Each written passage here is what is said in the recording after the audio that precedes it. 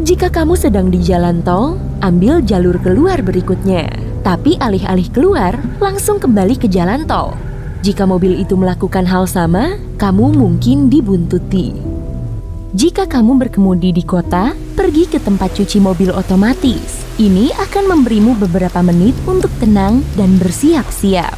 Jika mobil itu masih terlihat di dekatmu, kamu diikuti. Setelah memastikan bahwa kamu sedang diikuti, jangan panik. Kedengarannya klise, tapi itu sangat penting saat kamu berkemudi. Panik saat berkemudi adalah hal yang sangat berbahaya. Jika kamu perlu beberapa menit untuk menenangkan diri, berkemudilah sebentar. Lihatlah ke sekeliling dan ingat di mana kamu berada. Coba cari tempat aman yang bisa kamu kunjungi. Kafe yang ramai, SPBU, atau kantor polisi selalu merupakan tempat terbaik untuk mengawasi. Dan tentu saja, jangan pulang. Jangan juga berkemudi ke kantor atau rumah kerabatmu. Kemungkinannya adalah ini hanya orang asing yang tidak punya informasi pribadi tentangmu. Mengarahkan mereka ke tempat-tempat yang paling sering kamu kunjungi dan tempat kamu lengah hanya akan menyebabkan lebih banyak masalah. Jangan sampai kamu terpojok. Hindari jalan buntu, jalan permukiman kecil, jalan tanpa pintu keluar, ataupun tempat parkir. Semua bisa berbahaya dalam situasi ini. Tetaplah di jalan yang kamu tahu. Jadi, hal-hal seperti itu tidak akan mengejutkanmu. Jika kamu berhenti di lampu lalu lintas atau tanda stop, sisakan ruang di antara kamu dan mobil di depanmu. Selalu miliki rencana kabur jika kamu berada dalam skenario terburuk. Diam di mobil dan terus bergerak. Dan jangan lupa kunci pintu dan tutup kaca. Hanya butuh beberapa detik untuk masuk ke mobil yang tidak dikunci saat mobil berhenti. Jika orang ini menabrak belakang mobilmu di lampu lalu lintas, jangan keluar. Jika mengikutimu, mereka mungkin sengaja melakukannya agar kamu keluar. Jika mereka mendekati mobilmu, gunakan ruang kabur yang kamu buat di depanmu. Berkemudi ke jalan ramai. Orang ini akan lebih sulit memperhatikan atau terus mengikutimu saat ada banyak mobil dan saksi. Selain itu, kemungkinan besar mereka terpisah darimu oleh lampu merah. Kebanyakan orang jahat menjadi takut di daerah ramai karena peluang mereka tertangkap meningkat. Jangan memperhatikan pengejar. Cobalah untuk tidak menatap cermin, jangan melihat ke belakang, dan jangan mencoba bicara. Jika hanya ingin menakut-nakutimu, mereka mungkin menyerah dan pergi. Jika tahu kamu memperhatikan mereka, mereka bisa mulai menjaga jarak, sehingga kamu akan lebih sulit mendapat detail saat melapor ke polisi. Ini juga saat yang tepat untuk memperhatikan dan mengingat detail orang yang mengikutimu, merek dan model mobil, warna, dan plat nomornya. Dapatkan informasi berharga ini, tapi jangan menatap saat kamu melakukannya. Sekarang, jika kamu sepenuhnya yakin seseorang mengikutimu, hubungi polisi. Jika ada penumpang, minta mereka melakukannya. Jika kamu sendirian, gunakan teknologi bebas genggam atau perintah suara. Semisal, laki-laki yang bertopi hijau itu pemberani. Dia mendekatimu dan menanyakan sesuatu. Tatap matanya lekat-lekat. Kalau dia menanyakan arah, jangan menunduk atau berpaling. Perhatianmu akan terpecah. Katakan saja, kamu tidak mengetahuinya. Pertanyaan itu cukup mencurigakan. Zaman sekarang, ponsel siapa sih yang tidak dilengkapi dengan peta? Kalau kamu membawa buku atau barang belanjaan, jatuhkan saja saat kamu merasa ada yang tidak beres. Memegangi benda yang berat akan memperlambat langkahmu. Nah, sekarang kamu perlu kunci. Letakkan di telapak tanganmu, geriginya mengarah keluar dari sela-sela jarimu. Kalau keadaannya memburuk, kamu perlu benda lancip untuk membela diri agar bisa kabur. Jangan cuma diam, buatlah suara saat kamu berusaha pergi dan berteriaklah kebakaran, bukan tolong. Umumnya orang-orang akan lebih cepat tanggap dengan kata kebakaran daripada permintaan tolong. Selain itu, tak ada yang akan mau mengejar seseorang yang berteriak lantang dan menarik perhatian. Kalau dia mengikutimu dari kejauhan, hubungi polisi. Saat inilah kamu perlu tahu detail tentang jalan, lokasimu, dan bangunan-bangunan di dekatmu. Tetaplah terhubung ke telepon dan ikuti petunjuk yang diberikan. Kemungkinan skenario lain, misalnya seseorang membuntutimu di tempat umum. Kalau ini menimpamu, masuklah ke toko swalayan atau tempat lain yang bisa membuatmu hilang di keramaian. Kalau jaket dan kaosmu berbeda warna, lepaskan saja jaketmu. Dengan begini, kamu akan sulit dikenali. Kalau kamu sudah memasuki restoran atau kedai kopi dan penguntitmu tetap mengikutimu, dia pasti akan masuk dan menunggumu. Langsung pergi saja ke toilet dan tunggu selama 5-10 menit. Bisa jadi dia akan capek, lalu pergi. Jika kamu keluar dan dia masih menunggumu, ikutlah mengantre, pesan sesuatu dan tetap tenang. Beritahukan salah satu staf kamu sedang diikuti. Dia mungkin akan mengawasinya. Ambil pesananmu dan duduk. Hubungi keluarga atau teman-temanmu dan beritahukan lokasimu. Mereka bisa datang menjemputmu atau menemanimu. Sembari menunggu, cobalah trik-trik ini. Menguaplah. Jika orang itu juga menguap, artinya dia sedang mengawasimu. Menguap biasanya menular. Berpura-puralah melihat jam. Kalau dia juga melihat jamnya, berarti dia mengawasimu. Secara insting, kita akan menirukan orang yang sedang kita perhatikan.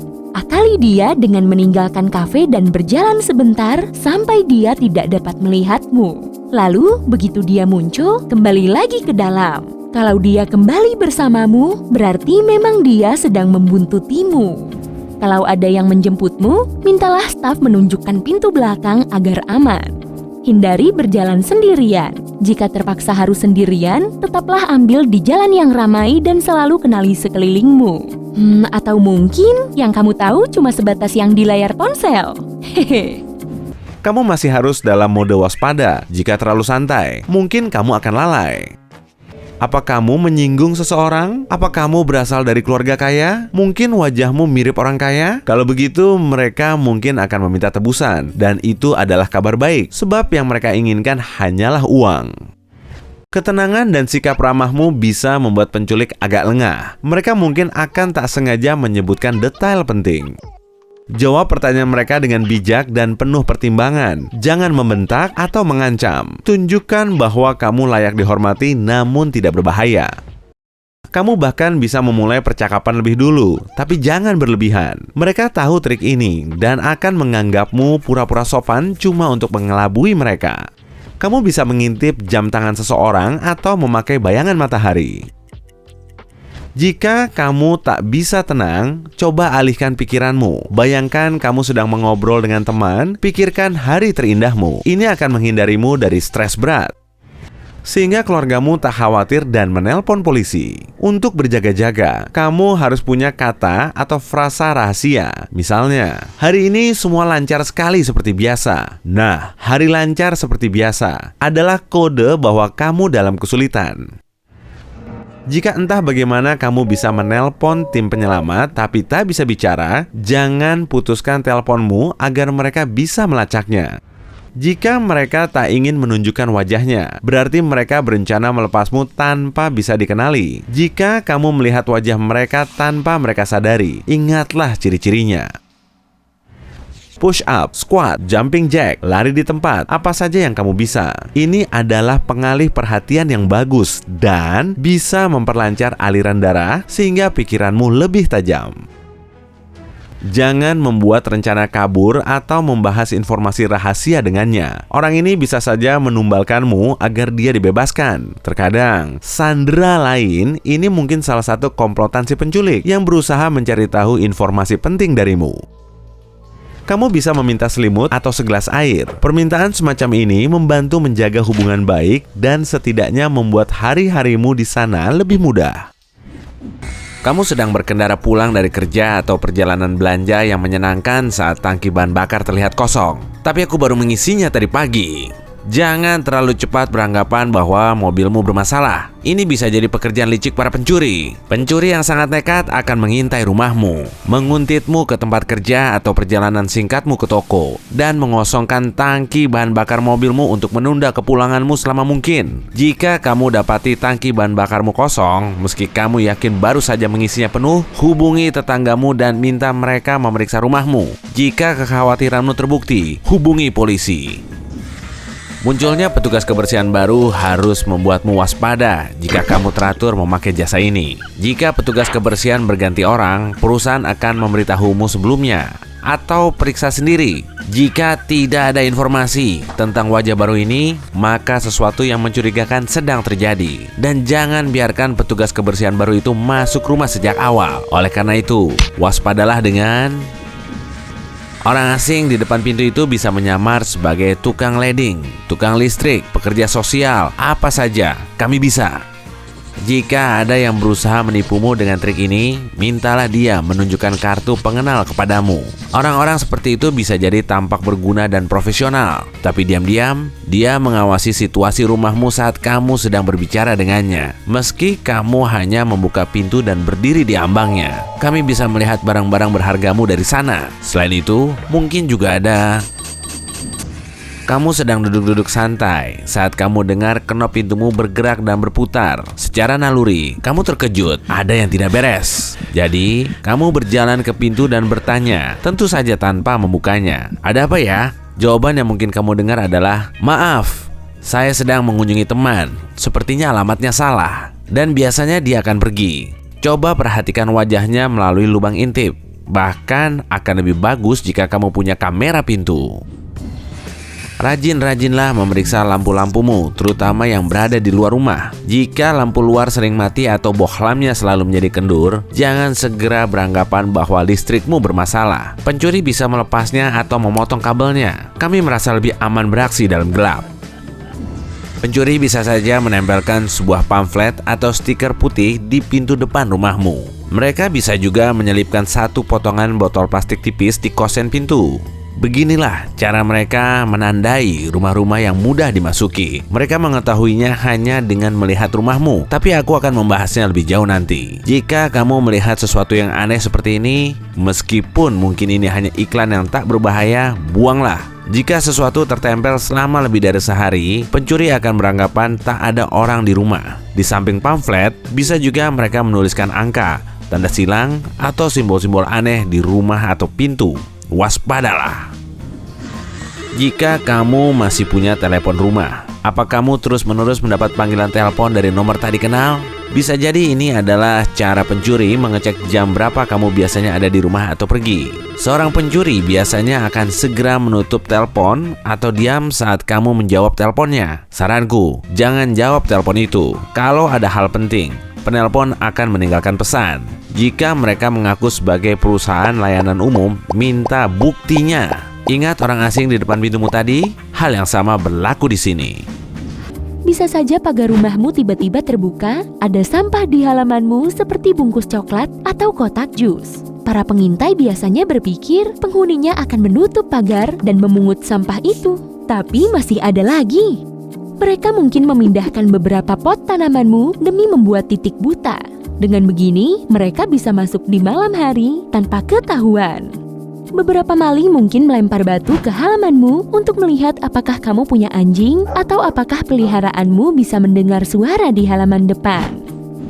Berbeda dari gonggongan biasa, anjing bisa merasakan saat orang berniat jahat. Jika kamu mengajak peliharaanmu jalan-jalan dan mereka menggonggong tepat sebelum masuk atau saat sudah di rumah, peliharaanmu tahu ada hal yang tidak beres. Para pengintai rumahmu mungkin bersembunyi di suatu tempat di sekitar rumah dan anjingmu bisa mencium baunya.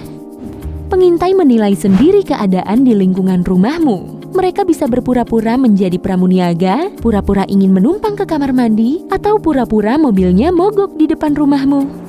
Tujuan mereka bukan cuma untuk melihat apakah ada orang di rumah, tapi juga melihat siapa yang ada di sana dan apakah mereka bisa masuk untuk mengecek rumah sasarannya. Mereka ingin memeriksa TV, kunci mobil, dan barang berharga lainnya.